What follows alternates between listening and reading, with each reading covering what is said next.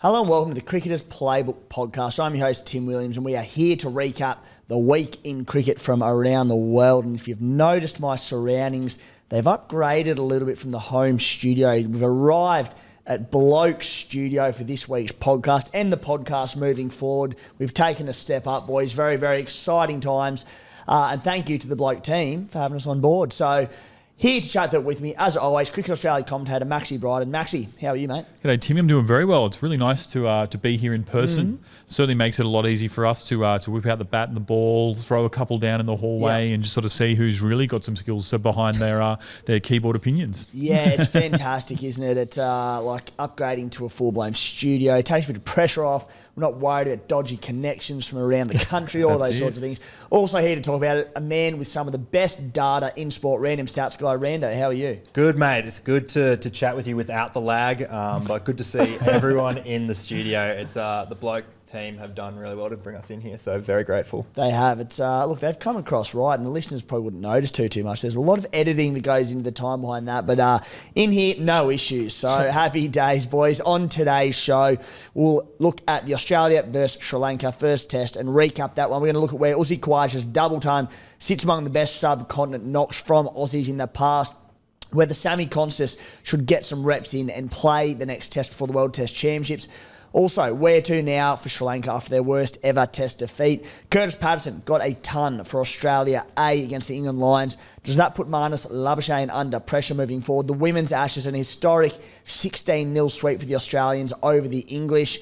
We'll recap that one as well. And, of course, Rando, your trivia. Then, part two, we'll recap the best individual performances from across the world to determine the world team of the week.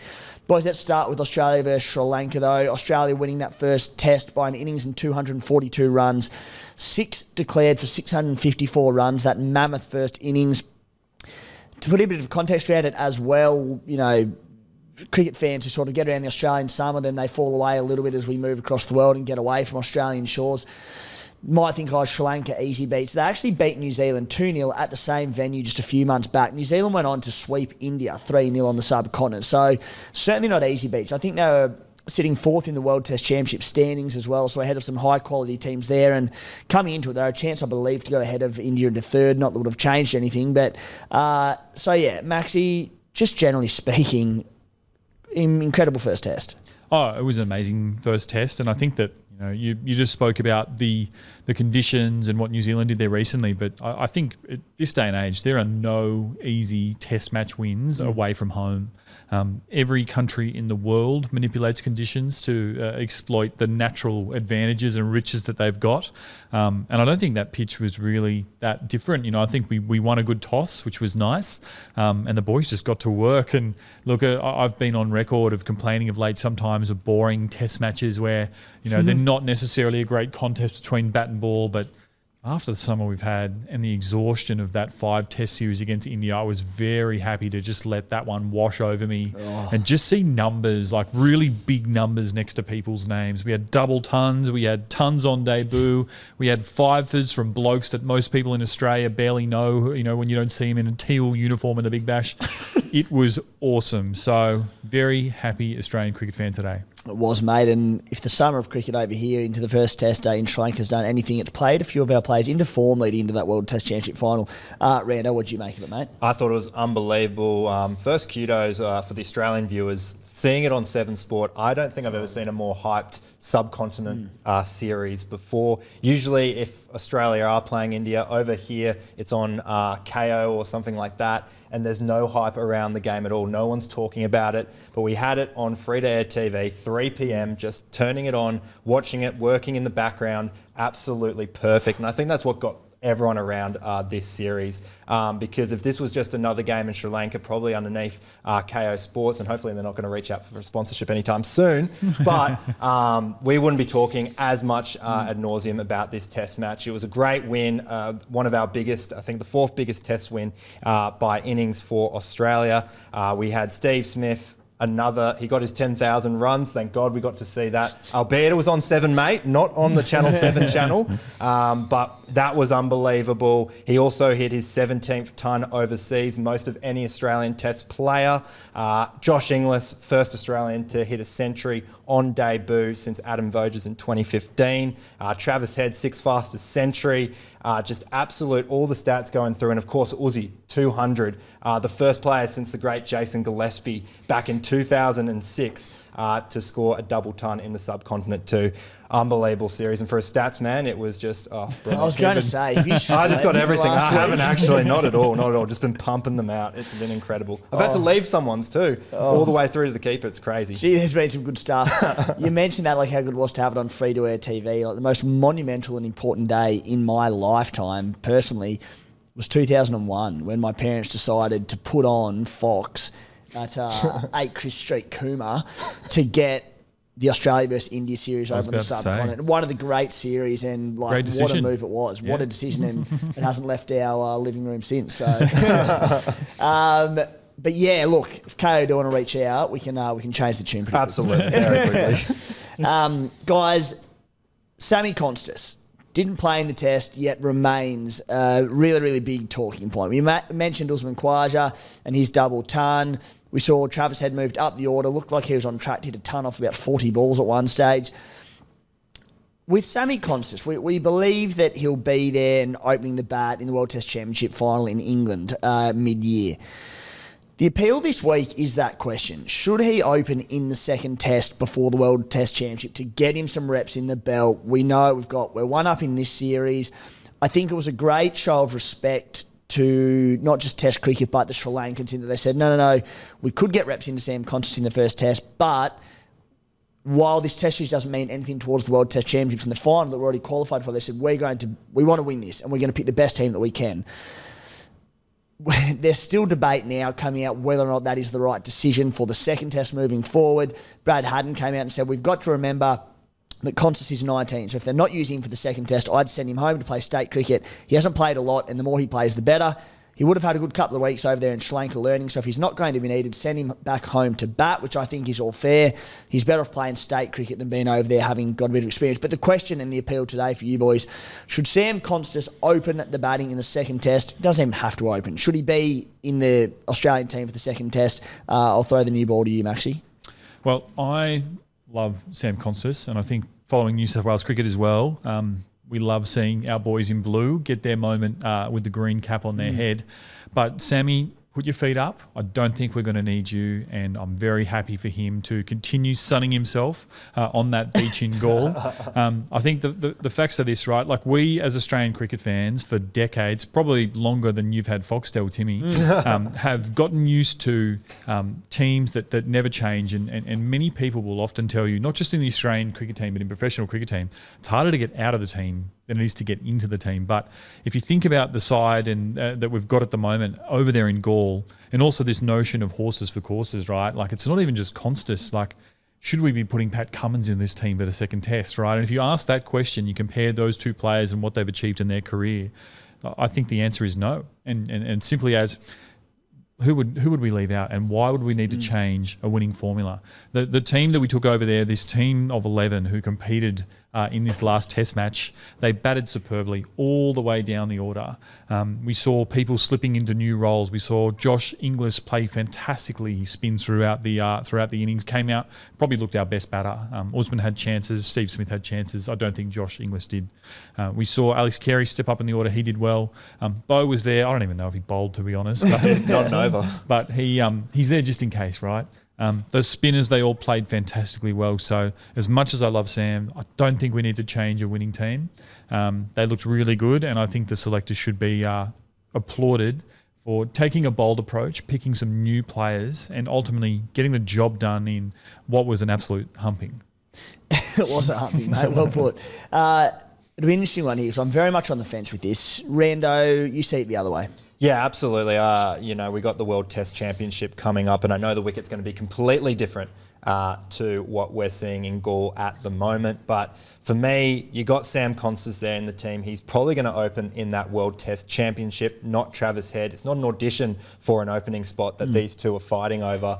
Sam Konstas would be the one, and I don't see why he doesn't get his his runs up in Sri Lanka, start to play in the subcontinent. It'd be a great experience for him to play against a team. And you can't tell me if Travis Heads is hitting 57 off 35 deliveries that Sam Konstas isn't breaking the record for the fastest Test 50 in Gaul. And it could have backfired completely for McDonald because Travis Head, he was plumb out. The umpire didn't give the decision. Sri Lanka didn't choose to review that decision. If Travis Head gets out for 3, I reckon this topic's blown up to a bigger proportion, saying, what have we done here? Sam Konstas should have gotten the spot. We've wasted on Travis Head. I was even very perplexed with his pick at the start. I know he's good to start the innings off, but his other 2 starts opening the bat in the subcontinent, he scored 9 and 32. So I was a bit sceptical from the start. He proved me wrong once he got off with that chance. Went on to score 57 runs and looked bloody good up until he hit it straight down the throat of the fielder. But for me, I just don't know what we're doing with Sam Konstas. He's got to play in that World Test Championship final, so why don't we give him the runs he needs? And far out, he would have felt a lot confident on that wicket, and he's still got a chance to do in that second Test. I'm leaning towards Maxi at the moment, Rando, but there's a I can get you here. There's no screen. There's something that you can win me over with. If Sam Konstas is to play, who gets dropped? I think you're going to have to. I reckon it's probably time to give Marnus a spell and potentially put down either Konstas comes in at 3 or he opens, and then of course you put Head down there at 3. But I think, 20 runs for Marnus on that Gaul wicket compared to all the other boys. I mean, you saw all the memes saying the wicket's doing a lot out there when it really was just a flat track. He's had his chances, Marnus. Maybe he just needs a break to freshen up a little bit. So I would have had that way. Other than that, I thought Inglis, he deserves to stay in there. His parents are over there as well, so may as well give him a show. So I think that's the only possible move I can see being made. So really making this one tough for you, but to go a little bit full circle, if we're looking towards the World Test Championship final, and that's why we're picking Sam Konstas, if you drop Marnus Labuschagne, he's a bloke who's also probably going to be in the World Test Championship final for us. So do we need to give him another chance to bat himself into form? Or do you think you get him back into Australian conditions, probably a little bit more like what they'll be in England compared to Sri Lanka, and get him a Shield game? I can't imagine him getting dropped and coming back to Australia. How do you feel? I would imagine that Labuschagne gets some innings up over there in county cricket in England when he comes over there. And plus, he's got, unlike Sam Konstas, who has about 4 tests in him, Labuschagne's obviously been there and done that before in England multiple times. So he's got that experience. He's going to come back and be better for it, and maybe just need to... Imagine if he gets out for another duck, another 20, more noise on Labuschagne. The voice is getting louder. I know he handled the pressure really well in the Indian series, but I would love to see him just maybe miss this one out and then give Konstas a shot there. Both arguments are very good, boys, and you could go either way, but I'm going to give the points to Maxi Bryden. Only because I find it so hard to drop. Like, the one would have been Josh Inglis. If he came out and didn't get runs, you'd be like, okay, put Sammy Konstas in there, get him some time there. And look, I would have picked Sammy Konstas in the first place for experience, but I also respect the fact that Australia said, nah, we're picking our best team, we're treating this like any other test match, and we want to win it regardless of not impacting the World Test Championship final. So, again, both good arguments, but... I think you can now send Sammy Konstas back, as Had said, let him play some Shield cricket, get some runs there and move on. But an interesting one to see which way they go there. I don't see them dropping anyone after that first Test match. Boys, moving on to Usman Khawaja, 232 runs in an unbelievable knock. It takes us to the best rando knocks on the subcontinent by Australians, and you've got a hot list for us. We're going to have a chat about them. Absolutely. I want to see where you guys sit and rank Uzi's 232 in Gaul. Plenty of candidates as well. This was just the 6th double century, but I'll start with a player who might not have hit a double ton, but it was such a special innings because it was his debut match, and that's Michael Clarke getting 150, I believe, back in 2004 for the boys. Where would that one rank up compared to Uzi? Are we leaning towards him a bit more? I am going to go Michael Clarke's 150, not 150, out. Yeah, I thought that was a fantastic knock, particularly against a powerhouse Indian side at the time with household names across the board, the likes of Harbhajan and co. Clark on debut, the footwork, the gold, the blonde tips. It was really special stuff. Usman was amazing, but I think I've got Clark just ahead. It works against poor old Uzi that, you know, it was a very flat deck, but if a few of these other players did fail and, you know, they took their chances on Steve Smith and a few others, and he was a standalone centurion or with his double century, you'd look at it in a different light, especially after we saw the Sri Lankan struggle and, you know, battle to get any runs at all. But because there are so many runs across our innings, it makes it a little bit hard. So, mate, Michael Clark for sure. That 151 on debut on the subcontinent, as said, against an all-star cast of Indians, one of the best knocks I've seen. There you go. Well, we'll move on to the next one, and this might take a bit of beating, but Jason Gillespie, 201, the night watchman. There were rumours that he ran out Ricky Ponting earlier in the innings, so he didn't want to go back to the change room. So instead, he put on one of the great knocks from a night watchman. The only 200 a player has scored against Bangladesh from an Aussie. Where do we put Dizzy's 201 there? Does that knock Michael Clark's knock off? Maxie? I am going to stick with Pup on this, and Dizzy doesn't know how close it is just based on celebration alone. Billy Madison style, riding that one around like it was a pony was just something quite incredible. But I think I'm going to go with Pup on this, just ahead of Diz. Yeah, I mean, what Diz did was more extraordinary, despite what Clark did. However, due to strength of opposition and the pressure on Michael Clark, I felt like there was no pressure on Diz. He just went out there and was just like, oh, a bit of fun here, and it just panned out as it did. So, Michael Clark. Fair enough, fair enough. The next one, Mark Taylor, one of the highest scores we've seen by an Australian Test cricketer, 334 versus Pakistan. Now, this game did end in a draw, a big runs fest, but 334 not out from Mark Taylor against Pakistan. Are we still leaning towards Michael Clark here? Very, very tough one. I still remember where I was when he scored this. I wasn't born. Fucking hell. Well, look, when you're a cricket enough, like I have been from a very young age, and you're waking up just to see huge numbers on the TV, it's pretty exciting times. But I always liked Taylor's little nod to Bradman here with the declaration on 333. I thought that was pretty classy.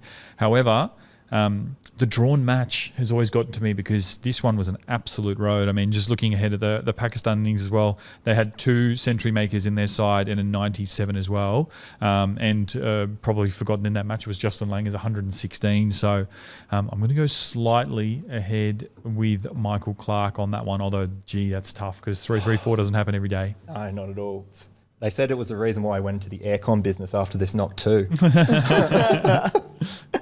Oh, you're on fire today. I'm trying my best. It's just that we've got everyone in here. It's just easier to get the vibes. In between the stats and that test, you can find some one-liners as well. Oh, gee, that's hard because I didn't realise there was so many runs in that test. Again, a bit like it worked against Usman Khawaja. I'm going to give the nod to Mark Taylor just because, again, I don't know. What year was that? I don't know if I was born at the time either, but 98. I was born. I'm just going to throw it out there and just assume it was stinking hot for it. So it's an unbelievable knock of just like resilience and good to get through it in that sort of heat. I'll double check that. It might have been a cold, rainy day. You know? But I mean, he's doubled his runs and then some. So I'm going to go Mark Taylor. All right, last one, and this one is the real tiebreak. Dean Jones, 210, 45 degrees in the heat in India. He was vomiting, cramping up. He basically had to lean into shots because he was cramping that hard. He spent 8 hours there in the crease. They're calling it one of the gutsiest knocks of all time. Does he top Clark? Does he top Taylor? Maxie? I think you've got to go with Dino. I don't know how many stories there will be about Usman Khawaja that will float on for generations to come. As good as the gallon gall ton was, I think you've got to go with Dino. Always loved the tidbit from Alan Border saying that if he was feeling sick, if he wasn't up to it, they would just get a Queenslander out there who was tougher. But that was enough to stir Dino on to magnificent things. So yeah, got to go with Dean Jones. Dean Jones. One of the greatest Australian knocks of all time, wasn't it? What he did there, and one of the toughest knocks you'll ever see, and it's going to be very, very hard to top. So Dean Jones above all for me out of those ones mentioned. It's got to be one of the harshest ties of all time as well. That match ended in a tie, not a draw. Crazy. All Dean Jones work just for a tie. Crazy. Yeah. No point to it. Shouldn't have played in the first place. Boys, moving on to the Sri Lankans. Where to now is the question heading into that second test, because, was it a case of just the importance of the toss and a toss you couldn't afford to lose? Because we look back at the test match against New Zealand where it was a similar sort of way it played out. They went 600 plus, they declared, rolled New Zealand pretty easily. Obviously that had a factor in it, but it's still a dramatic way to go down as well. Maxi, where does Sri Lanka go from here? Yeah, it's a great question, and I feel like might be one of the only times in cricket where we're not really going to be looking at the 11, we're just going to be looking at the pitch. Yeah. I mean, the fact that they're playing the second test match in the same ground in Galle, we saw Pakistan do that recently against England. They pulled out the industrial fans and turned what was a road into an absolute dust bowl just to make it near impossible for England to do what they wanted to do. So I wouldn't be surprised if we are playing on an absolute tip in Game 2 in Galle, and that is what's going to be the thing that brings these teams a lot closer together. Just disgusting conditions where you're going to get a ball with your name on it before you know it. So as I said, I don't expect there to be many changes in their side, but I think that pitch will be an absolute dog. Coming into it knowing what the pitch was, they used 4 bowlers. Which is just remarkable. Knowing that they had a road incoming, that must have been that workload for some of these blokes must have been ridiculous. Jai Surya bowled 60 overs, Van Say 38 overs, Paris 41 overs, Fernando just the 15. Huge workload. Rando, what do you make of it? Yeah, I think that was the big part of the pitch. As you mentioned, New Zealand, it was a 600 declared, but it was in Sri Lanka's favour. They were able to win by an innings and a bit there. The 4 of the last 6 first innings scores on that Galle wicket have been 490 or more. Wow. Ireland scored 492 on this wicket, so fucking anyone can. It was always going to be a matter of that toss being such an important toss.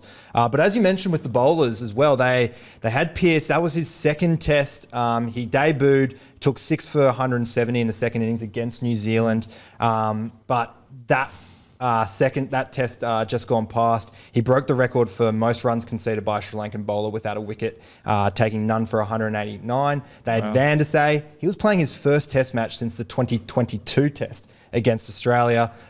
He actually got his best bowling figures of 3 for 182. I don't know if he wants to claim that, and hopefully he takes 4 for soon.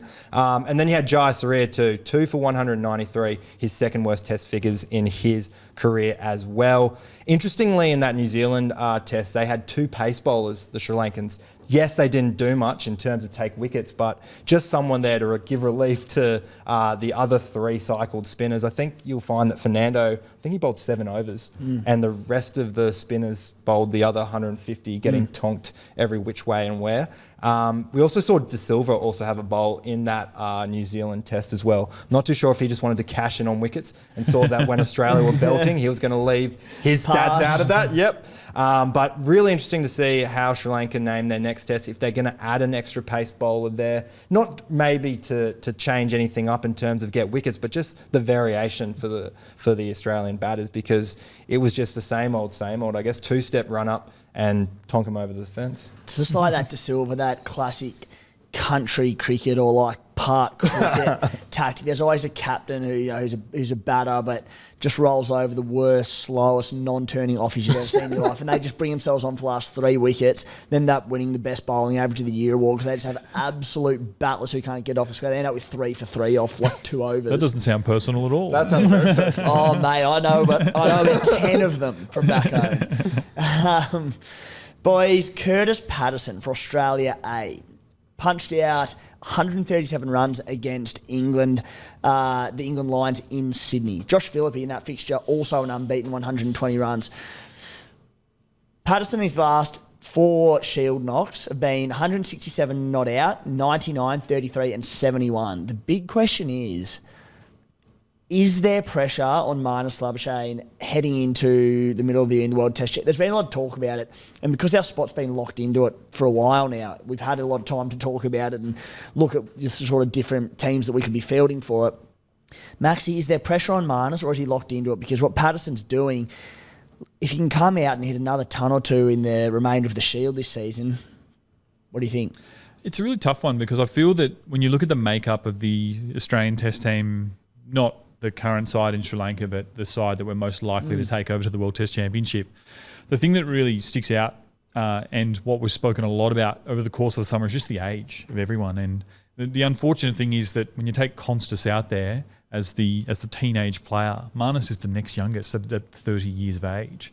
So when we inevitably meet this period of retirement, which are going to come in the next few years between the likes of Usman, Steve Smith, and some of these other players, it's like we're going to need him as the senior figure in the side to kind of right the ship. So it's is there pressure on Marnus? I think absolutely, but the selectors just seem to really be willing him on to find what he has shown in the past, which it gets tricky when the other people aren't doing what they are around him. If Australia aren't going well and he's not going well, then the pressure will sort of heap right up there. But it's very quick to get swept under the rug when Steve Smith is batting like an absolute worldie and Usman scoring double tons up top. So I think there's a lot of pressure, and I think it's fantastic to see Curtis putting pressure on him as well, because you've got to think that these are the types of environments that we want to create. We've seen Alex Carey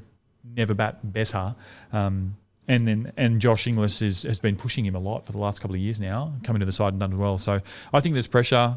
Curtis has done fantastically well, and I really hope he is around the squad for these next couple of tours because he deserves it. But are they really going to get rid of Marnus? I think if they were going to, they had their chance this summer and they didn't. So I think the selectors have probably shown their cards by doing that. Yeah, and I mean, you add into that, like we talk about the pressure of Patterson on Marnus Labuschagne, but Josh Inglis comes out in tons on debut, and they want to probably get Sam Konstas back in there as well, Rando. There's another factor. So what do you think? Do you think Marnus is locked in for the World Test Championship final, or is there a bit there? Yeah, I think for the World Test Championship final, definitely. But if he struggles to score runs in that final, it's only a one-off game. Unfortunately, it's not a series where he can get back to his best. But you can't really ignore what Curtis Patterson's been doing, particularly in the Shield, averaging 105 runs. He's third for most runs in the series. He's had 6 less innings than the next bloke ahead of him. You got Henry Hunt there and Hilton Cartwright. Hilton Cartwright, 11 innings, has scored 330 runs. Henry Hunt, 12 innings, he scored 537 runs. So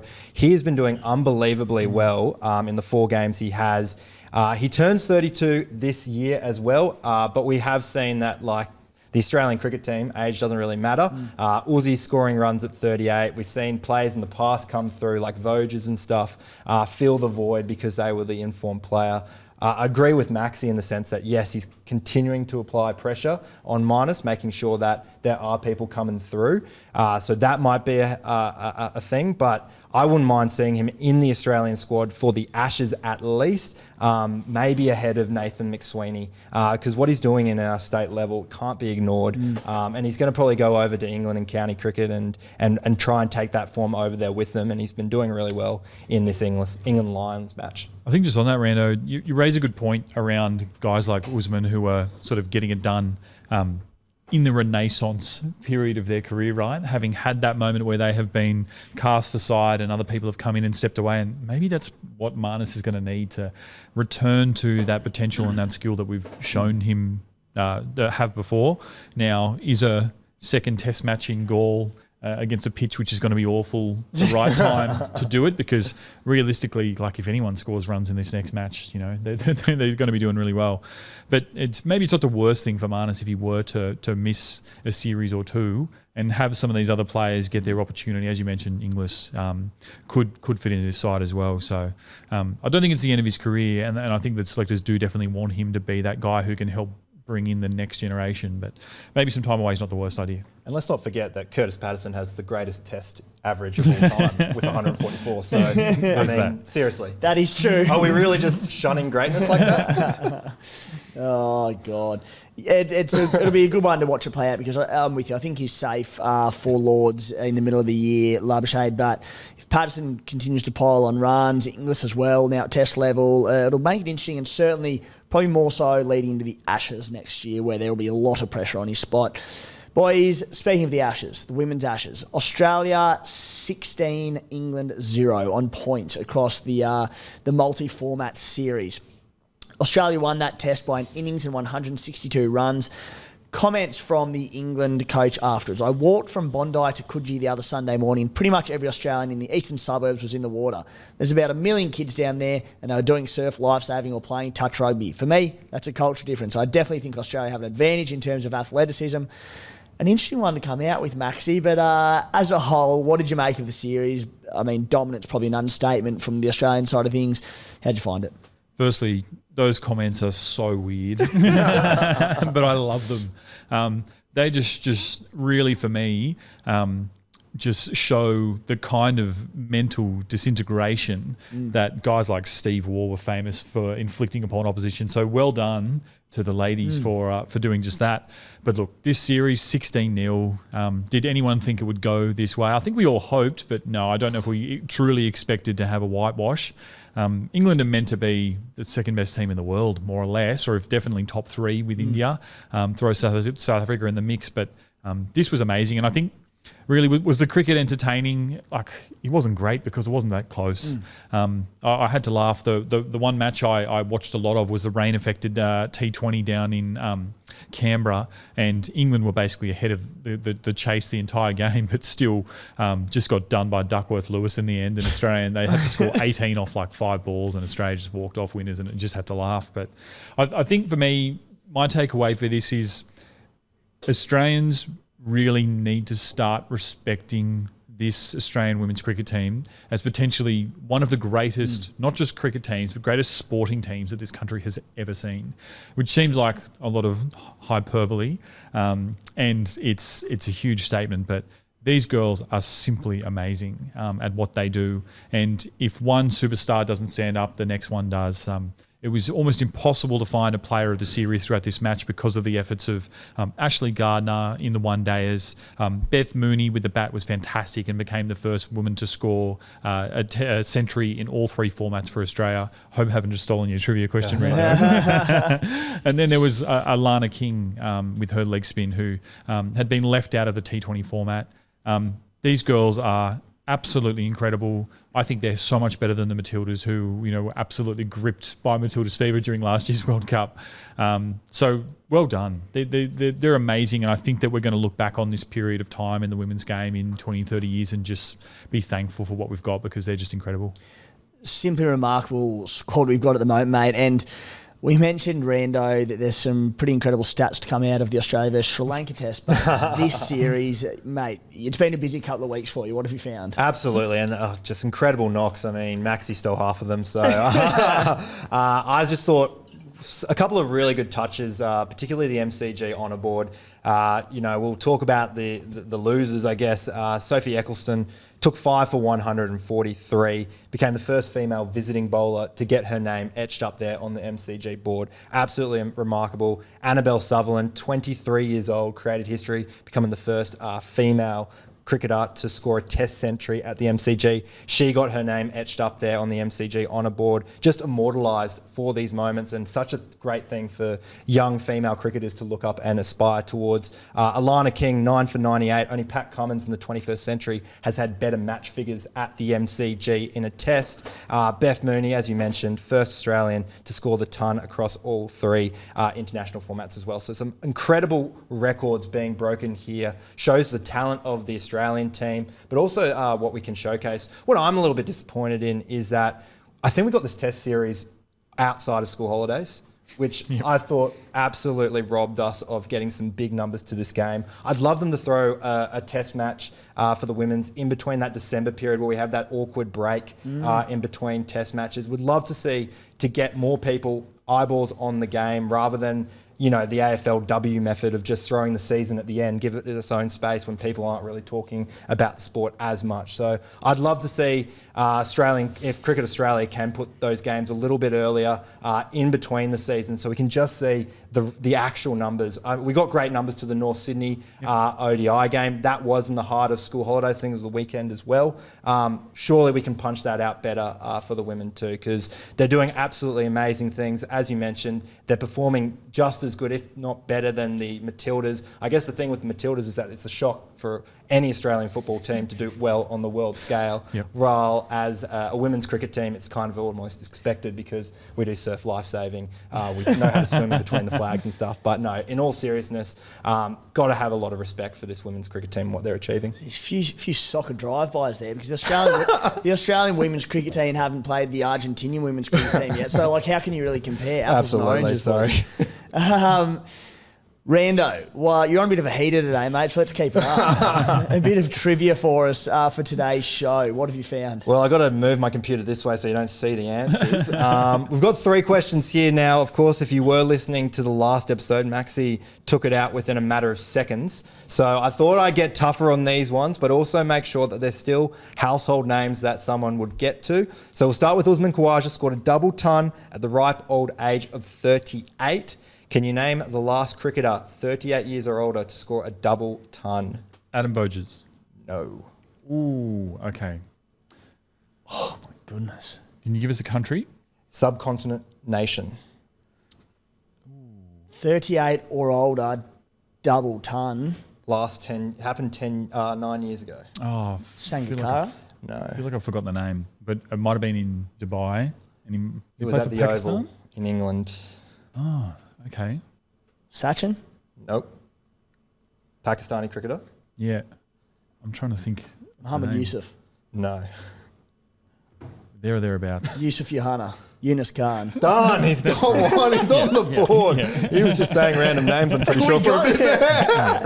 I feel like enough time had elapsed where we could just throw out there. I could picture him. I just couldn't get the name out. All right. So, Oh, my goodness. which 2 Australian cricketers both played in their 287th international match last week? Can I say Steve Elise Smith. Perry? No. Steve Smith? No. Elisa Healy? Yes. And Nathan Lyon? male or female? Mitchell Stark. Done. Yeah. We're going. A couple. All right, here we go. tiebreaker. Now, this one is the tiebreaker, and this one's the toughest question of them all. So this will definitely separate the nerds from the nuffies. Travis Head, he hit the 6th fastest Test 50 by an Australian in just 32 balls. Who is the only other Australian to reach 50 runs in less balls overseas? Now, this is pre-2000s. Pre-2000s. Adam Gilchrist? No. Andrew Simons? No. Pre-2000s, mate. You for real? Thousands. Eddie Hayden? David Hook. No. My Last name starts with a Y. goodness. I feel like that's thrown me further. I wish you didn't say that. We never would have got there. Now I think of his Pakistani's names finishing in Y. What year are we talking, mate? 1970s. Oh, my goodness. 1979 to be exact. 1979. It was in Bridgetown, West Indies. I don't know. Yeah, that one has gone over my head too. All right, we'll call it a draw today. Bruce Yardley, Bruce Yardley. Wow, yes. that is a 50 runs off 29 balls. that's a wild pull. There you go. There you go. Well, I thought that maybe we might have someone knowing something. Congratulations to anyone at home who did get Yeah, that. surely in the comments somebody's got that one. Yeah, mate, I know Maddie was going to say it, but we told him not to answer. They had plenty of time to think about it. That's boys, let's get on to part 2 of the show, the World Team of the Week. We compile the best performances from world cricket over the past week or since the last show to come up with the starting 11 for the week. We then give a 3-2-1 votes for the standouts, points going towards the race to the mace to determine the best country of the year. These series date back to January 22, our last show. Rando, you were looking after the South African, the SA20 tournament in South Africa, I should say. Max, you had the final 3 Big Bash games of the tournament, the Australia versus Sri Lanka Test and the India v England 5 T20 series. I had the ILT tournament in Abu Dhabi. We'll start. We need 2 openers, 4 middle order batsmen, a wicket keeper and some bowlers. Rando, We'll start with you. Well, we'll start with the man who just doesn't age, the 40-year-old Faf du Plessis. 87 off 55 versus the Royals. He also had 2 catches in that game for the Super Kings. Joe Root, 78 not out off 56 balls and took 2 for 32 against the Capitals for the Par Royals. And then Devon Conway, 76 not out off 56 balls against Eastern Cape. They were chasing 119 runs as well, so he managed to get those runs real quick. Beautiful. Maxie? I've got plenty of openers here. The first one is Mitch Owen, man of the match for the Hobart Hurricanes in that final with an insane 108 off 42 deliveries. That was really special to watch. Usman Khawaja, man of the match again in that first test match, 232 from 352 deliveries. And then Abhishek Sharma in this recent India versus England series had 2 amazing knocks at the top of the order. First one, he scored 79 off 34 deliveries in a chase. And then in just overnight in the 5th T20, scored 135 from 54 deliveries. And then he stepped up to bowling over and took 2 for 3, becoming just the second male to score a ton and take multiple wickets in a T20I. I feel like it's Max's trivia now. Can you guys guess who was the other guy to do it? I'll give you a clue. He does play for Australia. To score a ton and take a wicket. Glenn Maxwell. Oh, well Good done. pull. Rando, 1-0. Is he the bowler who brings himself on when there's 3 wickets left in the game? That is the man. He could have been. We're not going to discredit Abhishek like that because he has had a hell of a week, but yes. For myself, Tom Kohler-Cadmore, 91 not out off 52 balls for the Sharjah Warriors. Tom Alsop, 85 not out off 60 balls for the Gulf Giants. There was a lot of good ones here and a lot of Englishmen. Andre Fletcher, the Spiceman, 96 not out off 50 balls for the MI Emirates. James Vince, 86 off 50 for the Gulf Giants. And David Warner from the Big Bash final, straight over there, 93 not out off 57 deliveries. Unbelievable the form he's in at the moment. Boys, our opening batsman, what we've actually done here, there were 3 ridiculous performances. So we've actually cheated a little bit. We've gone 2 openers and thrown one in at number 3. We've got Usman Khawaja, Abhishek Sharma and Mitch Owen, who's been demoted to number 3. Middle order bats, Rando, what'd you find? I had Heinrich Klaassen here, 76 off 47 balls versus Super Kings, into 66 off 43 versus MI Cape Town. Batting at 6, by the way, so coming in late, scoring 60-plus runs there. Just when the bowlers thought they got through the worst, he comes in and destroys them. Dewald Brevis, 73 off 32, 1 for 12 with the balls against the Capitals. And Reza Hendricks, 77 off 44 versus Capitals as well. These 2 combined for a 142-run partnership, the biggest 4-wicket partnership for MI Cape Town. Beautiful. Maxie? 3 for you. Steve Smith, 141. That will get you a nomination for the Team of the Week. Josh Inglis, 102 off 94 on debut, over in front of his family in Sri Lanka. You'll love to see it. And the final, Tilak Varma, 72 off 55 in the second game for India against England. Lovely. For myself, Sharif Asalanka, 74 off 38 balls for the Abu Dhabi Knight Riders, and Gulbuddin Nab, 80 off 47 for the Dubai Capitals. Boys, our middle order for the week, we had Steve Smith, Josh Inglis, Heinrich Klaassen, wicket keepers. Rando? Ryan Rickleton, he continued his great fortune with the bat, 63 off 41 and 59 not out off 36 balls against Eastern Cape. Maxie? Going to let this one through to the keeper because I didn't have any. For myself, Shy Hope, 74 not out off 53 balls and 2 catches. Also had Tom Banton, 105 off 55 balls for the MI Emirates, plus 3 catches. A side note, Tommy Banton, the Englishman, 3 of his last dismissals have all been run out. You would be filthy. But anyway, see him like beach balls in between those run outs. So he's our wicket keeper of the week. Bowlers, Rando. For me, Marco Jansen, 4 for 13 off 4 overs versus the Capitals. That included 16 dot balls. Corbin Bosch, 4 for 19 off 3.2 overs against Eastern Cape for MI Cape Town. And then Liam Dawson here, 3 for 17 off 4 overs, but also contributed 25 runs off 11 balls for Eastern Cape. That just got them over the line in that match as well. Maxie?